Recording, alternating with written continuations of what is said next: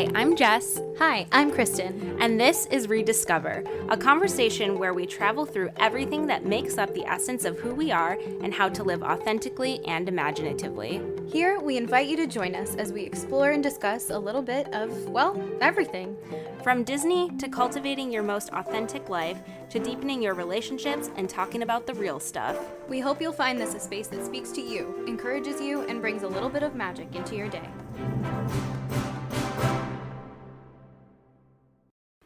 Hi everybody, my name is Jess. Hi guys, I'm Kristen, and for episode 3 of ReDIScover, we are rediscovering our favorite things to do at Walt Disney World that don't involve going to the parks.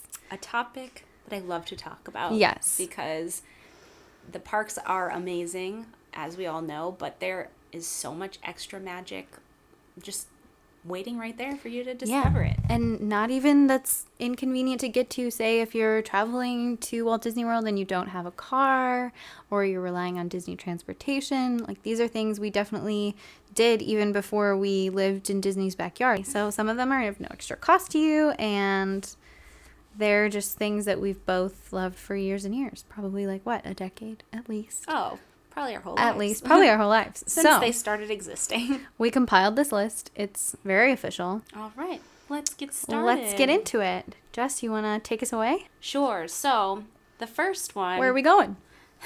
We are going to Fort Wilderness, and this is the first one that came to both of our minds right off the bat. Literally. Not even a question, is the Hoop-de-Doo review at Disney's Fort Wilderness Resort.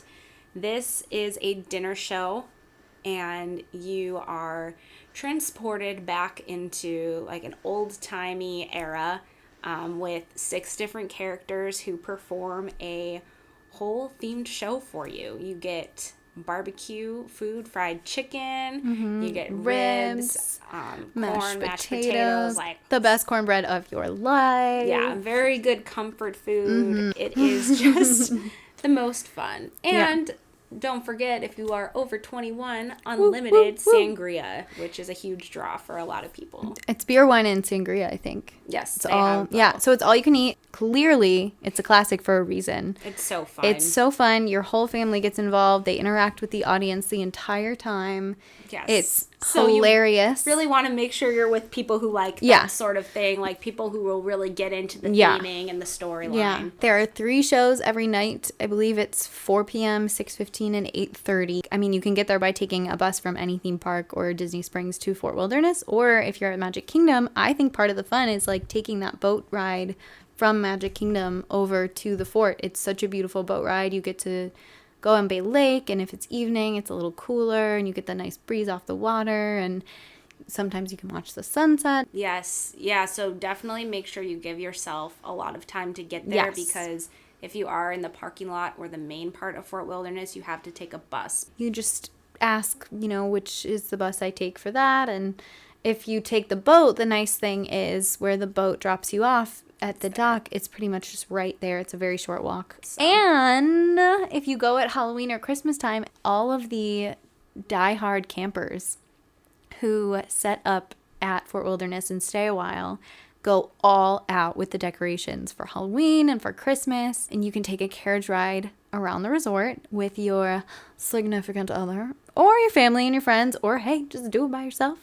Yeah. And you get to go around and see all of the cool Halloween decorations or the beautiful Christmas lights. And that's all done by the guests who are staying there. Yes. Which is so cool. Which is so you really cool. get to see their personalities. So. Yeah. And all of the guests are just like friendly who stay there. Like, it really does feel like, I don't know, I grew up going camping, and it really does feel like you would just meet the other campers and all become friends and like shove your picnic tables together and have a big meal together. And there's those people who have been going to Fort Wilderness for camping for years, decades. Yeah. Fort Wilderness is an amazing resort, and it's so different than all the other places on property. So yeah. Next is something that doesn't cost you any extra money, but something that we both really love to do, and it's literally just walking around the Epcot resorts. So if you've ever been to the beach club or the yacht club, the boardwalk, Swan and Dolphin. They're all behind Epcot. So if you leave Epcot out International Gateway, which is in between France and the UK Pavilion at Epcot, you find yourself in this like really beautiful open plaza, and there's this lake in the middle, Crescent Lake, and then surrounding the lake are these 3 incredible resorts, so you can do the full loop. Yeah, there's so much to do. Yeah, at each resort. Like it's so peaceful too. Like if you head there, you can stop at the beach club. You can go to Beaches and Cream, the restaurant. They have ice cream there, and I just love going into the little gift shops and the lobbies. Yeah. Like, the lobbies smell so good. I know if you're a Disney person, you kind of understand the Disney smells concept. They have like a water dispenser in the lobby with lemons in it, which I love. Probably not now, if you've ever met Jess and like all of your friends are laughing right now. Yeah. Lemon water is like, it's just always where you are. Ice water with lemon. Yes. You know it. So if you are Jess's server at any restaurant, please just bring lemons. And then when you walk around over to the boardwalk it's more than just a resort. It has that whole area on the boardwalk where you get to, eat and drink. They have live entertainment at night. There's Jelly Rolls, which is a piano bar, which is super fun. Yeah. The piano players are so talented. They're incredible. You can make requests of what songs you want. I had them play Titanic and Mamma Mia. No, you didn't. Yeah, they did. But, yeah, you hear it all from that kind of stuff to, like, Sweet Caroline and all the classics. Your classic Billy Joel. And so the next one was a you pick, which this I 100% agree with. Yes, this was a Jess edition. It's washing your hands at Basin. My stepdad somewhere is like, yes, he loves it. Basin, so funny. Basin is a store that's located at Disney Springs and also Disney's Grand Floridian Resort, and it is a store that has a lot of different soap scrubs, bars of soap, bath bombs. It's like Lush, but the Disney parks version, I suppose. Yeah, like lotions, chapsticks, a really awesome lip scrub. When we pass by Basin, it is not unusual to go in, and they have a bunch of different scrubs by the sinks, and you can just take some and wash your hands, and your hands feel so soft. Like, yes, it feels so good, and I always use the almond one. I think the Satsuma one I love. It's very citrusy and very like bright, but seriously, no matter which scent you like, it's just...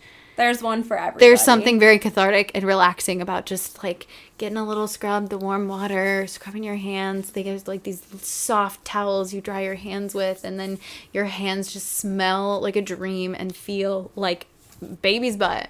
And, washing your hands in 2020 is, like, a super great thing to do. This is very important. Yes. I don't know. I don't think it's antibacterial, but that's okay. You use some hand sanitizer later. But probably, like... Because it's a scrub, like, it's getting stuff off your hands for sure. It's exfoliating. Yes. On to number 4. Okay, this one, we're going to have to unpack this one a little bit. So, the obvious choice, and I don't mean obvious as in always, because I feel like in recent years it's become the obvious choice for a place to go if you don't have a theme park ticket or you don't want to go to the parks, but you still want to be immersed in Disney and be entertained and like have a bunch of options for places to eat and things to do, is Disney Springs. Disney Springs opened in 2016 fully. So yeah, really like 4 years not ago. That long ago. And it's Disney just Springs been, like, the best had edition. Y'all, a glow up. She did that. The queen of she Walt did Disney that. World. Besides so Stacey. Many new restaurants, just all of these really notable places that are delicious, wonderful. Wine Bar George, which he is like the highest tier of sommelier you can be. And he's like one of a very small number in the world, really, that have achieved that level of expertise. So it's really, really cool. And he's like there kind of a lot. Yeah. Well, that's so cool. If you are a wine person, I am a wine person, you can go and meet him. And don't forget the boathouse. The boathouse is phenomenal. Probably the coolest restaurant experience at Disney Springs. The boathouse was like a go-to for me. Like, yeah. They have these filet mignon sliders and truffle fries that are phenomenal. So even if you're not a seafood person. Yeah, like, exactly. Tons of delicious options. And they have this really cool experience off to the side of the restaurant. You can rent a boat, which does cost money, but you have a driver and they take you in a boat, but it's shaped like a car. It is a car. They're not shaped like cars. They're actually, I've done it. I did it too. I didn't, well, yeah, I guess they drive, but they also are cars too. that were like engineered to function in water as boats. Like That's so cool. The rudders and things. Yeah. And so they're actually antique cars, like 1950s, 1960s convertibles that have been engineered by the magic and imagination of Disney into boats. And it's just so fun to see these like convertibles driving around in the water. Yeah. It's so fun. And then you also have things like Sprinkles cupcakes, which are really big. Woo. They're just like consistently good, and it's so fun, and it's really inexpensive. And they have a vegan one and a gluten-free They have one. options for everyone. At least one of each. You could go see a movie at the AMC Dine-In Theater. That was my like go-to movie theater when I lived in Florida consistently. If you are there on like an opening night of a Disney film, like let's say Frozen 2 or Avengers Endgame or something like that, and you can score a ticket to like an opening night, the crowd. Yeah, you are surrounded by this crowd. It's a lot of cast members or a lot of fans or bloggers or whatever. It feels like an event. Yeah, they go to this showing and everyone is cheering and gasping and gosh, screaming, and it's like just so cool and laughing, and like the energy in there is unmatched to any other movie theater. I went to Avengers Endgame opening night there, and it was phenomenal. Insane, it was insane. I was so mad I missed there it. There were at home. moments when there was just like you could hear a pin drop. Yeah.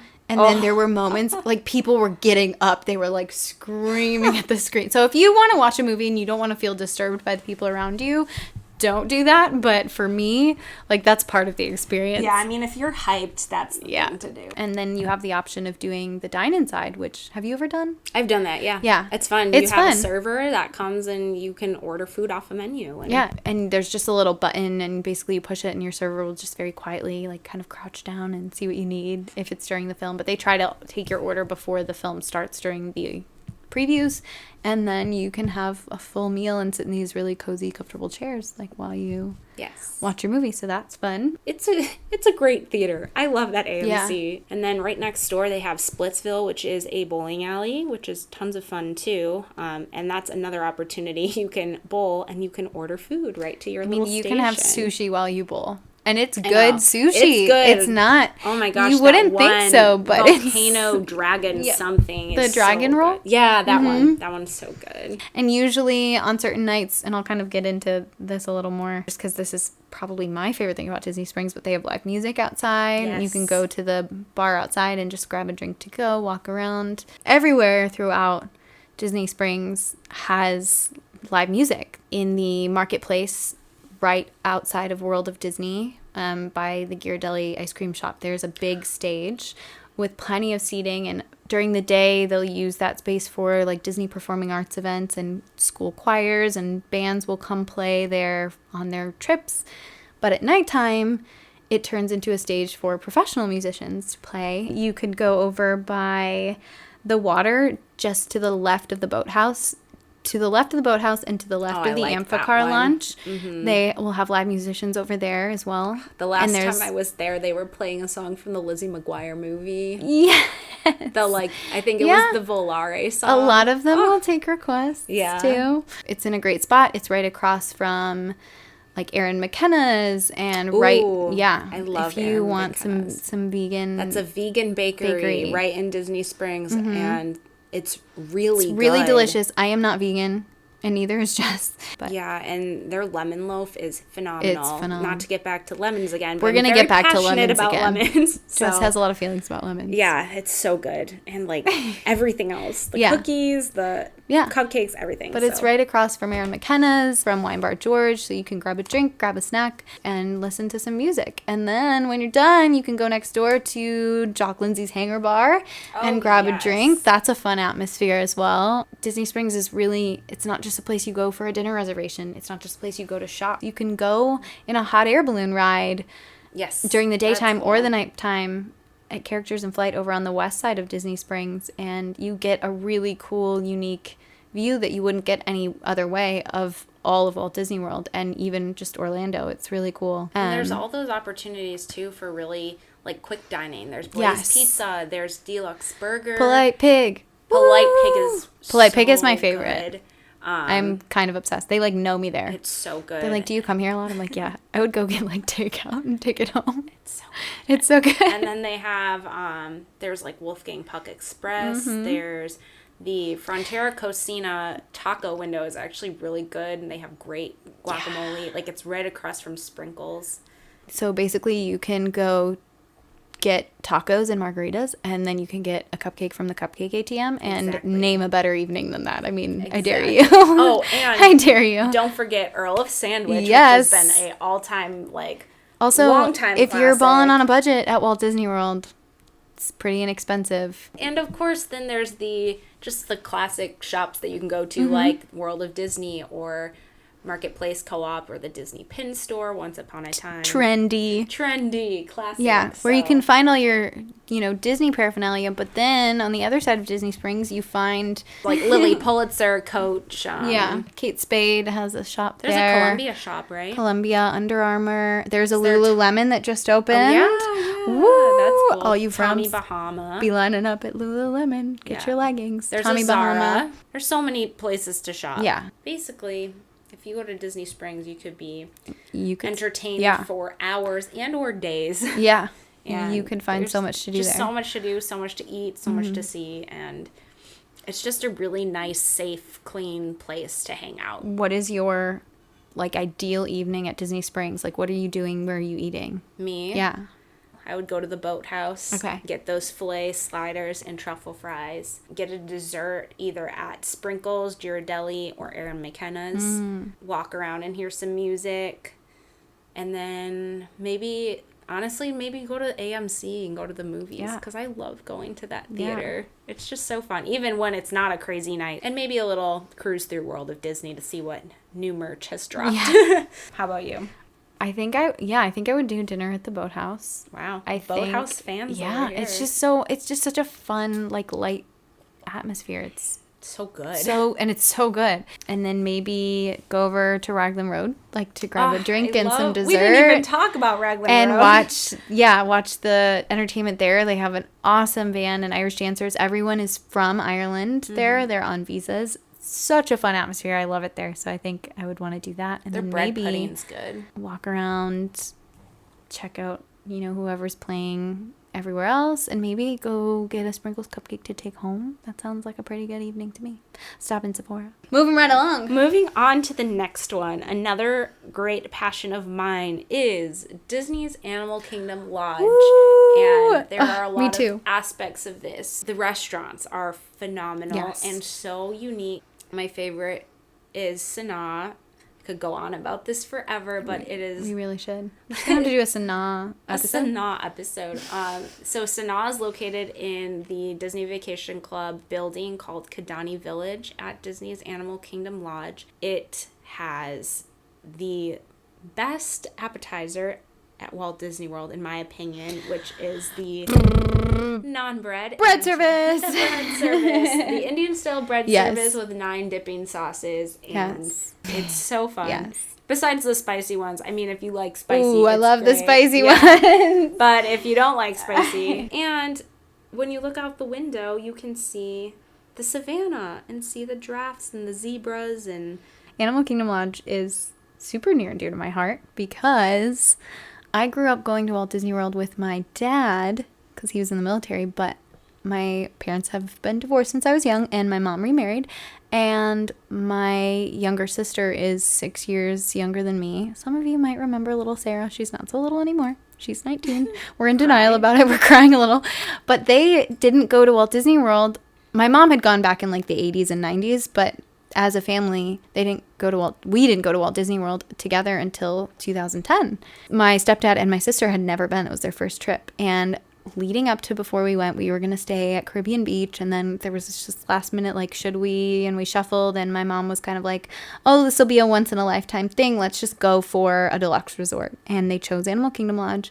And I will literally never forget, like, walking in the lobby with them for the first time and, like, looking at them and seeing their faces just absolutely light up and their jaws hit the floor at how expansive and beautiful that lobby is. Like, they got the Disney bug in that moment. And fast forward like a year or two later, they bought Disney Vacation Club and made Animal Kingdom Lodge our home resort because they loved it so much. So we loved, like, just walking around outside and looking out at the savannah. My stepdad would always talk to the cultural reps that were working out there, and they're from Africa. And they were so excited that someone, you know, was, like, interested in hearing about it. And it's just so cool, and it really makes you forget, like, you're like, I'm in Florida. It doesn't feel zoo-like at all, and it just feels like you're totally transported somewhere else. The restaurants are completely in line with the theme. Even the quick service there is phenomenal. The Mara is the quick service, and that's my favorite quick service on property. Oh, it's delicious. The African stew is what I always get, and it's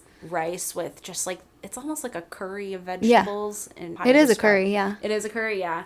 And it's delicious. Mm-hmm. And then they have zebra domes, which they serve at Boma as well. It's like little moose domes, and they have gluten-free options too for that, which is really cool. Yeah. At Jumbo House, you'll find the Mara down by the pool. Zima Springs pool, and Boma is a buffet. Hopefully post-COVID it remains that way. Everything is so delicious. Boma's so good. Boma's like my favorite restaurant on Disney property. It's so good. It's good for breakfast and it's good for dinner. I always talk about Boma coma because you go and then you eat so much because everything is delicious, and then you are in a food coma, and it is a happy, happy place to be. Mm-hmm. But right across the way from Boma is Jico.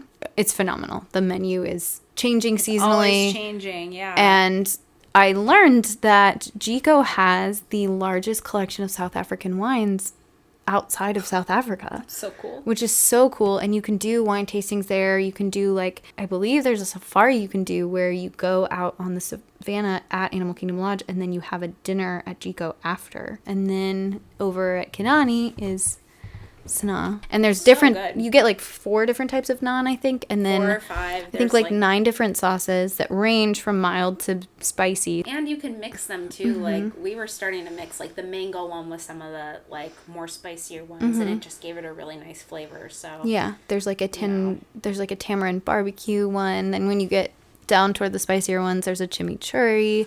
There's that like fermented garlic one that has like the whole cloves of garlic. That's like chili and it's so spicy and garlicky, and I love it. Yeah. But nobody else ever wants it, so I like get to have that one all to myself. One's not my cup of which tea, I love. Speaking of resorts, on our list. Speaking of resorts, another thing that is so much fun to do that doesn't require money or a park ticket is watching the fireworks from the beach at the Polynesian, which is my favorite resort. And you just get this absolutely dead-on view of Cinderella Castle, and they will actually pipe in the music outside so you can hear the music and see the fireworks from across the water, but you don't have to contend with the crowds, which is funny now considering there aren't any. But, you know, beforehand, when you didn't want crowds, you'll probably have to have a dining reservation or something to be able to park at the resort. But say you were at Magic Kingdom earlier in the day, the park closed early for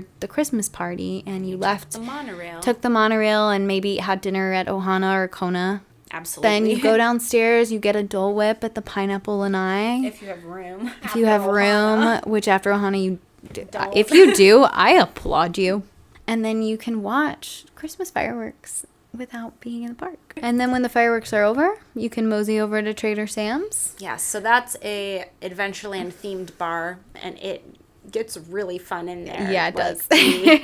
Oa is a huge drink that they always announce, and there's the tiki rum. That's an option. So if you're a Jungle Cruise / tiki room / Polynesian Adventureland fan, that is the bar to go to, because it is themed very, very well. And I think it's open till like at least midnight. Yeah. Midnight-ish. So definitely post fireworks. Another resort combo we love. As you notice, resorts are a favorite for us. Yeah. For sure. It's like an extension of the theme parks, really. So the next one on our list is Port Orleans French Quarter, and then Port Orleans Riverside.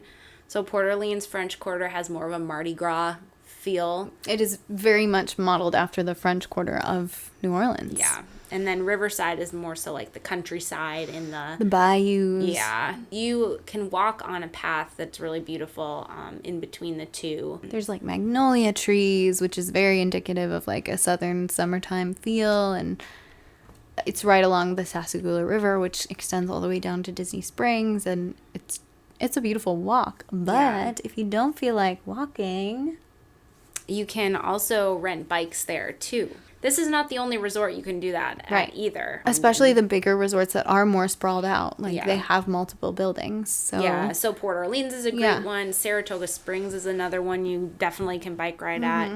I think riding is Caribbean really Beach fun. would be a really pretty one to bike around just because it's so really colorful there. We'll have to do a resorts episode where we like break down our top resorts and why we love them. Yeah. Coronado Springs, we're adding this on the fly to our favorite top Tell list. us why you love it, Jess. Because it is the best. That was my first location I ever worked at Walt Disney World. Coronado has gone from being, a beautiful moderate resort to now growing into, it's still a moderate resort, which is like mind-blowing because it feels deluxe. It feels deluxe. They built the Grand Destino Tower, which they relocated the lobby to. Yeah. It's like 16 stories. It's huge and beautiful, and they opened really great restaurants in there. They have one on the water now too. The cool thing about Coronado is you can walk around outside of that Grand Destino building all around this body of water. You could definitely make a little date night, or like, I would say that would be like an adult night out at Coronado Springs. Like, book that restaurant. Toledo.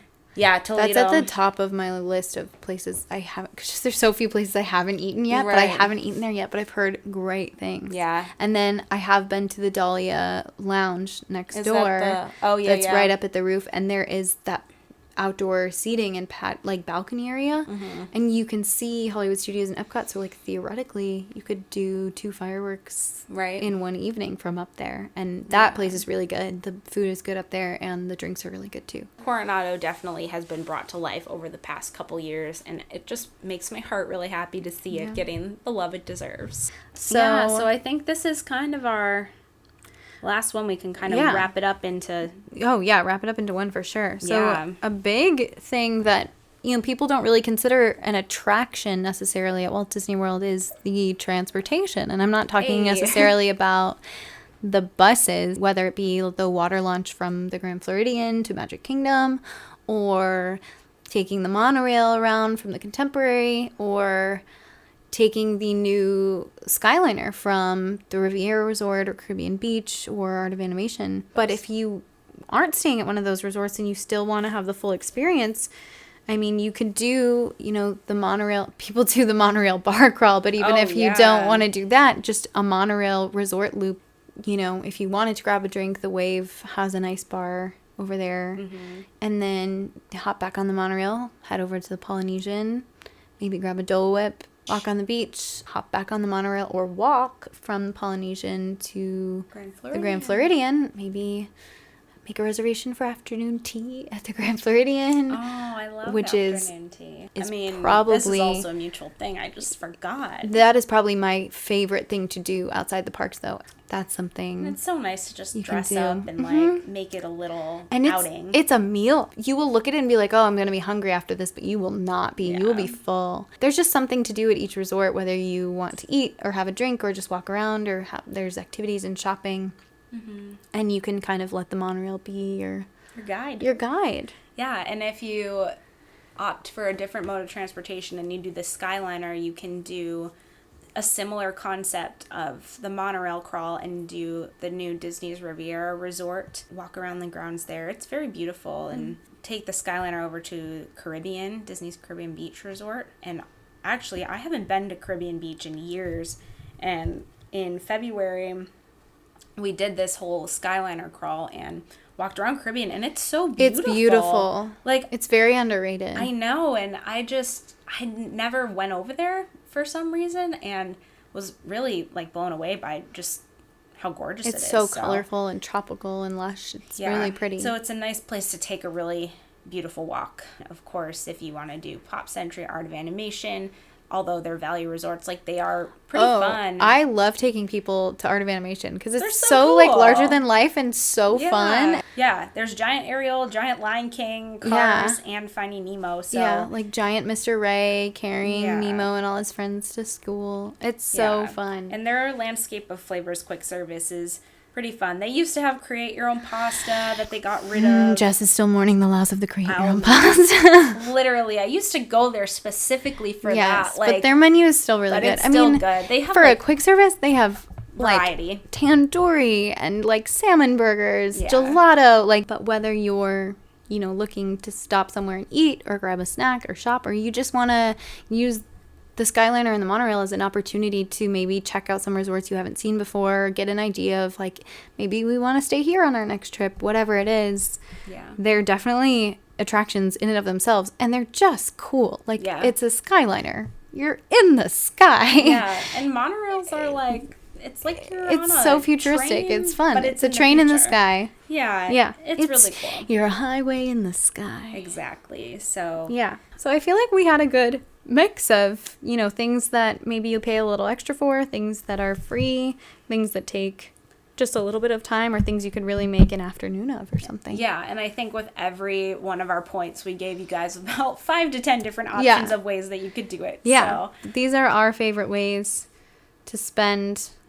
a day, a night, an afternoon not in the parks, which is often, especially at more, at busier times of the year, maybe around the holidays, when if you do live locally, you're not as apt to go into Magic Kingdom because you know what you're walking into.